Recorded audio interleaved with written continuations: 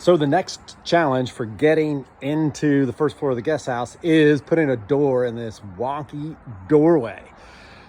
When we bought this place and I renovated this first floor, it was a white hot mess, all kinds of trash in there from decades of stuff just being piled in here in this room. There was an old pine tongue and groove flooring in there, which I was able to take up and save, put it through a resurfacing kind of process, and it made it just really usable and nice. So I've got that all stored, worked on, put in lots of hours of fixing that wood up. But everything else in here was just garbage.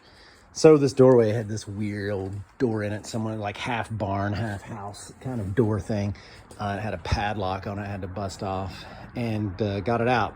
So now that I've re-sided the outside here and got a floor going in here, started to work up a bit of a threshold down here up to this beautiful big piece of limestone. Check this out. This is a single piece of limestone, this huge rock. I can't even imagine what it took to move that in place. It's one piece. And there's a big French drain underneath this.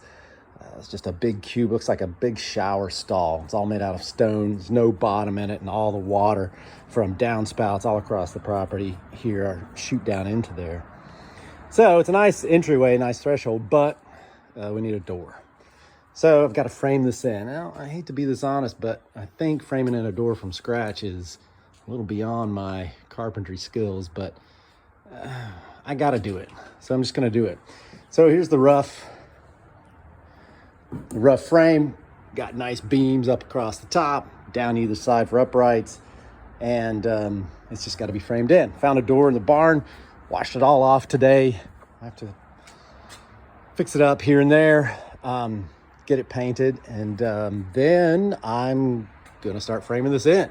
So the fun part of it is I think I can find some big pieces of old beams, sort of like these beams I repurposed here to make this really nice entryway into the back part of that room, and frame this guy out, maybe with some big heavy like molding type pieces that I just make and put out here, maybe even a big threshold that bridges in and out kind of generously, so we get big heavy wood mixed with big heavy stone.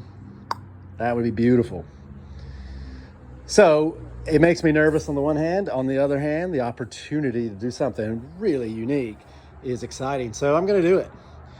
So stay tuned for updates on the doorway. I think it can be really, well, just a piece that helps set the stage before you walk in the room, and you get a sense of what this room is going to be like before you get there, just by how the doorway makes you feel. And then you step in and you get this secondary entryway, and then you go in further and you get this old brick fireplace with a little pellet stove maybe here, and the whole room will just give you this warm, overwhelmingly nice feeling.